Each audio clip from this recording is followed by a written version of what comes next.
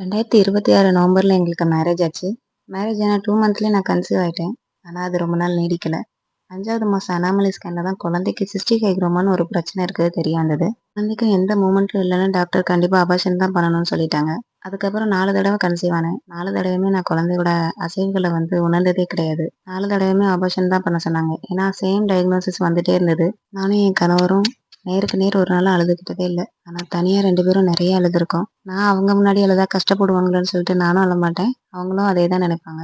கடவுளே எங்களுக்கு ஒரு நல்ல வழி காட்ட மாட்டியா? எங்களுக்கு குழந்தை தர மாட்டியான்னு 5 வருஷமா ஏங்கினேன். போகாத கோயில் கிடையாது. யார் என்ன வேண்டுதல் சொன்னாலும் செஞ்சுருவோம். நாங்களும் நேர்ந்துக்குவோம்.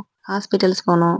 லாஸ்ட்டா போனது தான் ஃபெர்டிலிட்டி சென்டர். அந்த ஃபெர்டிலிட்டி சென்டர்லயே எங்களோட நம்பிக்கைய மொத்தமா உடைக்கிற மாரி தான் இருந்துச்சு அவங்களோட பேச்சு எல்லாமே. அன்னைக்கு நாங்க வாழ்க்கையில எடுக்கக்கூடாத முடிவே எடுத்துடலான்னு பார்த்தோம்.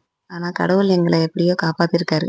அப்பதான் எங்க ரிலேட்டிவ் ஒருத்தருக்கு கால் பண்ணி, அவரு ரொம்ப நாளா ஹோமியோபதிய ட்ரை பண்ணுங்க அப்படின்னாங்க. அது என்னாச்சுன்னு அப்புறம் சொல்றேன். எங்களுக்கு அபார்ஷன் ஆனது எல்லாமே பெண் குழந்தைங்க தான். அதனால என் கணவர்ட்ட சொல்லிக்கிட்டே இருப்பேன். கண்டிப்பா நமக்கு பொண் குழந்தை இருக்குமா? நமக்கு நம்மளோட பாப்பா கண்டிப்பா கிடைப்பா அப்படின்னு சொல்லிட்டே இருப்பேன். இந்த வீடியோல இதுல தான் சொல்ல முடியுது. இந்த யுனிவர்ஸ் எனக்காக குடுத்த கிஃப்ட்ட நான் உங்களோட ஷேர் பண்ணிக்க ஆசைப்படுறேன்.